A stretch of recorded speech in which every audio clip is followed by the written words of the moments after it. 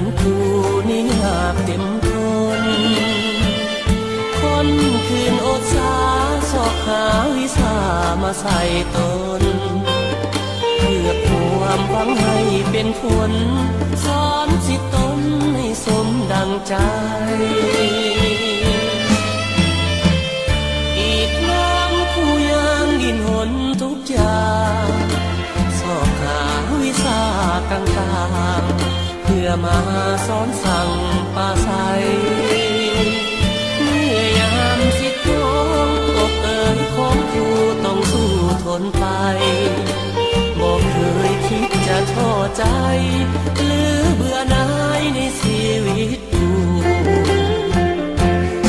หากแม้นผู้ใดที่เคยได้ผ่านชีวิตนั้นแสนดนนานปากมันเป็นหน้าอดสู้แต่ก็พอใจเลื่อมใสในชีวิตกูอุทิศจิตใจฝังอยู่เป็นครูสู่อาวสานสุขล้ำดวงใจเกิดมาหนเดียวด้วยหัวใจมาโน้มเอียงสิ่งเดียวขอปรารถนา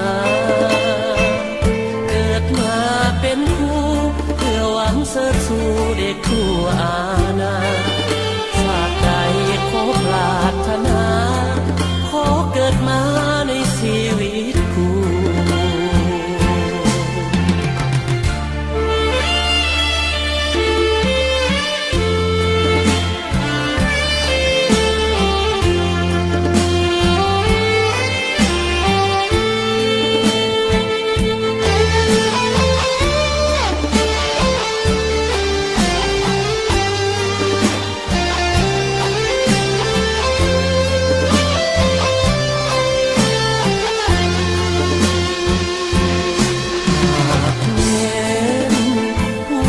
ที่เคยได้ผ่าน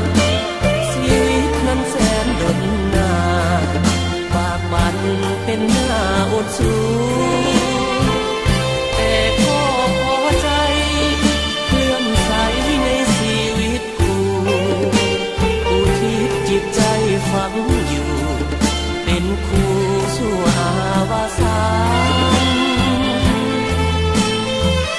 สุขล้ำดวงใจเกิดมาหนเดียวด้วยหัวใจมาโน้มเอียงสิ่งเดียวขอปรารถนา